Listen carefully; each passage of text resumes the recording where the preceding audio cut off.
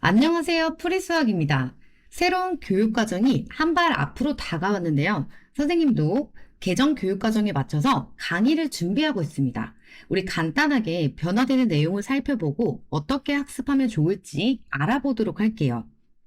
가장 먼저 봐야 될 거는 개정 교육과정의 적용 시기겠죠. 우리는 2025년에 주목하면 될 것 같은데요. 중학교, 고등학교 1학년 학생들을 시작으로 해서 순차적으로 진행이 된다고 합니다. 그리고 수능은요, 2028학년도 수능에 첫 적용이 될 거고요. 시행은 2027년에 하게 되겠죠, 그러면. 그리고 아직은 입시 제도가 정확하게 정리되지가 않아서 24년에 입시 제도를 발표 예정이라고 합니다. 먼저 고등학교 교육과정에 대해서 볼 건데요. 가장 먼저 보이는 변화는 고등수학교과의 명칭이 달라졌어요. 그러니까 우리한테 익숙한 형태가 아니라 달라진 것들이 있기 때문에 이렇게 크게 한번 나눠봤는데요. 우선 공통교과 안에 공통수학 1과 공통수학 2가 들어있는데요. 현재 교육과정에서는 우리 수학 상하 있죠. 그거를 뜻하게 될 거고, 그 다음에 일반 선택 교과에 대수, 미적분 원, 그리고 확률과 통계가 들어가 있는데요. 대수가 지금 배우고 있는 수학 원 과목이라고 보시면 되고요. 그리고 미적분 원이 수학 2 과목입니다. 자, 또 진로 선택 교과에 미적분 2와 기하가 보이죠. 여기 있는 미적분이 지금 현재 미적분으로 배우고 있는 과목이라고 생각하시면 돼요. 그리고 확률과 통계와 기하는 그대로 유지가 되고 있네요. 명칭을 확인해 봤으니까 이제 어떻게 달라졌는지를 조금씩 살펴볼 건데요. 부분은 학교마다 다를 수가 있어요. 그래서 과목별로 주요 내용을 살펴보도록 하겠습니다. 가장 먼저 첫 번째는 공통수학 원 과목이에요. 지금 현행에서는 수학상으로 배우고 있죠. 공통수학 원 과목은 현행 크게 달라지는 내용은 없지만 학기에 이동이 있고 재도입된 것이 있습니다. 자, 뭐냐면 가장 큰 특징은 여기에요. 행렬과 그 연산, 행렬이 재도입됐다. 이렇게 얘기하고 있어요. 행렬이 연산에 신설된다고 해서 뭐 많이 어려워지는 건 아니에요. 역행렬을 제외하고 이제 연산을 학습한다라고 얘기하고 있는데요. 내용이 많진 않지만 익숙한 과목이 아니다 보니까 개념을 배운 다음에 어떻게 문제랑 연결을 할지 그 부분이 가장 중요해 보입니다. 자, 그리고 또 달라진 점은 학기의 이동이죠. 우리 2학기의 경우의 수라는 단어를 현재는 배우고 있는데 1학기로 이동이 되었습니다. 1학기로 이동이 되었다는 얘기는 누가 빠졌어요? 여기서 현재 도형의 방정식이라는 대단원이 빠져 있어요. 그 부분도 학습을 매우 어려워하는 단원인데 걔가 2학기로 갔다는 얘기는 1학기에 학습할 내용은 조금은 부담이 덜어졌다라고 볼 수 있겠죠. 그렇지만 여기서 행렬이 제도비 되고 단원만 바뀌었을 뿐이지 여전히 중요한 내용들은 남아 있습니다. 자, 뭐냐면 여기 다항식 단원에서는 곱셈 공식이나 아니면 우리 인수분해 이런 것도 매우 중요하고요. 나머지 정리도 1학년 때만 배우기 때문에 반드시 준비를 하고 넘어가셔야 됩니다. 그리고 또 여기 보면 여러 가지 부등식이나 2차 방정식 이곳에서 근의 위치나 뭐 근의 부호를 판별하는 것들도 아주 중요해요. 학년이 올라갈수록 아무렇지 않게 그냥 등장을 합니다. 그래서 반드시 꼼꼼하게 학습하는 것이 중요할 것 같아요. 다음으로 공통수학 2를 볼 건데요. 현재는 수학 하로 배우고 있습니다. 자, 여기서 달라진 내용은 공통수학 1에서 학기에 이동이 있었다라고 했으니까 거기서 이동된 것은 여기 와 있겠죠.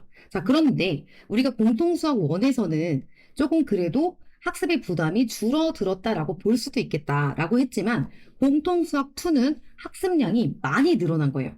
왜냐면 지금 현행에서 도형의 방정식 단어는 안 그래도 어려워하는 단원이고요. 또 여기 보시면 함수 단원이 있어요. 함수에 들어가게 되면요. 거기서부터 내가 배우던 함수와 조금 다른데 라는 생각을 하면서 문제풀이를 어려워하는 학생들이 많습니다. 그렇기 때문에 더 체계적인 학습이 필요해 보여요. 그리고 또 하나의 특징은 이 평면좌표 단원에서 선분의 외분점을 삭제해 줬다라고 하는데요. 이건 아주 일부분입니다. 그래서 우리는 결과적으로 1학년 과정은 학습량이 1학기, 2학기 모두 다 늘어났다고 보시면 될 것 같아요. 대수 과목과 미적분원 과목은요, 같이 연결해서 보도록 할게요. 지금 대수 과목은 현행 수학 1으로 배우고 있는 과목입니다. 변화가 없어요. 그대로 유지가 되죠. 근데 이 부분이 변화는 없지만, 그래서 중요하지 않은가? 이건 절대 아니에요. 이 수학 원이라는 과목도요.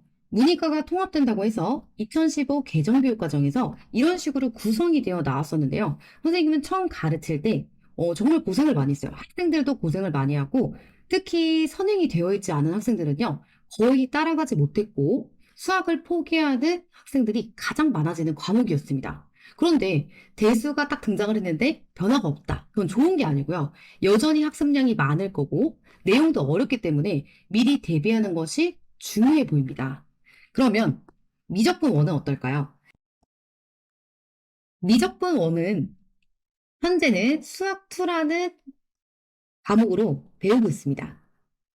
변화된 게 없어요. 특별하게 변화된 게 없고요. 추가된 건 있습니다. 아주 소소하게 정적분의 활용 단원에서 정적분의 정의를 넓이 개념으로 변경한다고요. 지금 현재는 그냥 정적분의 기본 정의 이 정도만 배우고 있는데 넓이 개념으로 변경한다고 하고요. 여기 구분구적법은 아닙니다. 이건 뭐냐면 미적분 2에 가면 정적분의 활용이 또 나옵니다. 거기서는 구분구적법으로 정의를 하는데 여기서는 그 정도까지는 아니고 그냥 넓이 개념을 도입하겠다. 이렇게 봐주시면 될 것 같아요.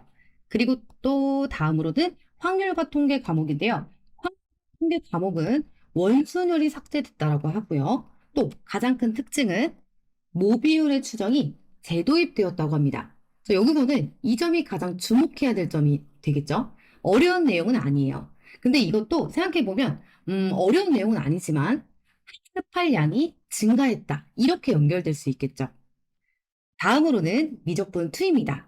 미적분 2는 현행과 똑같이 변화가 없어요. 지금 현재는 미적분이라는 과목으로 배우고 있는데 난이도가 많이 높습니다. 많이 높아서 대수랑 미적분 원이 충분히 학습되지 않았다면 시작하지 못할 수도 있어요. 그래서 우리가 미리 대수랑 미적분 원을 충분히 학습을 하고 미적분 2에 온다면 도움이 되겠죠. 일단 마지막으로는 기하입니다. 기하에서도 큰 변화가 있어요. 뭐냐면 이 마지막에 공간 벡터가 부활했다라고 되어 있는데 지금 현행은 공간 벡터가 빠져 있는 상태예요. 근데 이제 필요하다라는 얘기가 많이 나와서 다시 부활이 됐습니다. 기하 과목은 편차가 심한 과목이에요. 학생마다 편차가 심해요. 잘 푸는 학생들은 잘 풀지만 어려워하는 학생들은 손도 못 댈 수도 있어요. 그렇기 때문에 이것도 역시 학습량이 증가가 됐고 어려움이 있을 수 있다. 이렇게 정리할 수 있겠죠.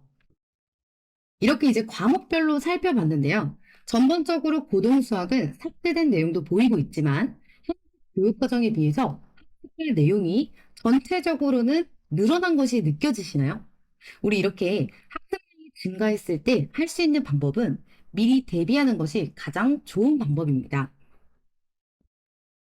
마지막으로 중학교 수학은 어떻게 변했는지 살펴보도록 할게요. 자, 우리 크게 중등 수학은요. 여기 변화와 관계 이쪽 보이시나요? 이쪽에서 문자화식이랑 함수 단원이 영역명이 합쳐졌어요. 이게 이제 가장 큰 특징이라고 할 수 있고 우리 1학년부터 살펴보면요. 여기서 보이는 거는 그대로 유지가 되는데 이 마지막에 자료화 가능성에 보면 대표값이라는 이 단원이요. 중3에서 중1로 이동이 되었다. 여기에 조금 초점을 맞춰야겠죠.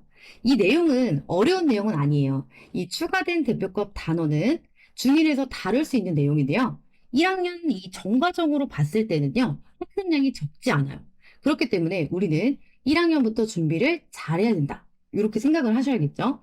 그리고 또 2학년에서 보여지는 특징은 역시 큰 변화는 없지만 이쪽에 보면 증명이 추가되었다라고 합니다. 선생님은 이게 중요하다고 생각해요. 왜냐면 2학년에는 도형 단원이 원래도 많아요. 많은데 증명이 추가되었다라는 얘기는요. 2학년 전 과정에서 증명을 요구하는 서술형이나 이런 문제가 출제될 가능성이 높아졌다라고 생각할 수 있겠죠. 그럼 우리는 이제 앞으로 도형을 배울 때 증명 과정도 꼼꼼하게 봐야 한다는 생각이 들어요. 그리고 마지막으로 3학년입니다. 3학년은 이차함수 단원에서 변화가 있는데요. 지금은 이차함수의 최대 최소를 배우고 있지 않죠. 우리 고1에서 배우던 내용이 중3으로 이동이 되었습니다. 다 내려온 건 아니고요. 중3 과정에서는 실수 전체 범위에서 보고 고등 과정에서는 뭐 제한된 범위에서 이렇게 본다라고 얘기를 해요. 근데 최대 최소 내용이 다시 내려왔다라는 얘기는요. 자세하게 그래프에 대해서 이해를 하고 있어야 된다는 뜻이 돼요. 우리가 그래서 중학교 3학년 때 미리 배우고 이거를 고등학교 가서는 심화해서 배우게 될 거니까 이렇게 이제 처음 배우는 기초를 탄탄하게 잡아놔야겠죠. 자, 이제 마지막으로 또 3학년의 변화가 보이는데 상자 그림이 신설되었어요.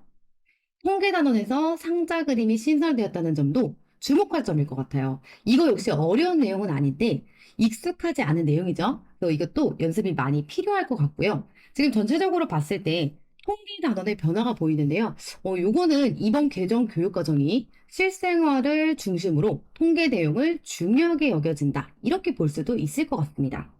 자, 그러면 중학교도 우리가 이렇게 살펴봤을 때 수학 내용은 기존이랑 크게 달라진 점은 없죠. 근데 역시 학습량이 증가했다는 것은 분명해 보입니다. 우리가 이렇게 개정 교육과정에 맞춰 준비를 하려면 어디서부터? 중학교 1학년부터 기본에 충실한 학습이 필요하다고 생각해요. 우리 중등 과정의 학습을 바탕으로 고1 과정이 진행이 될 거고 또 그 바탕으로 학년이 올라갈수록 내용이 심화되겠죠.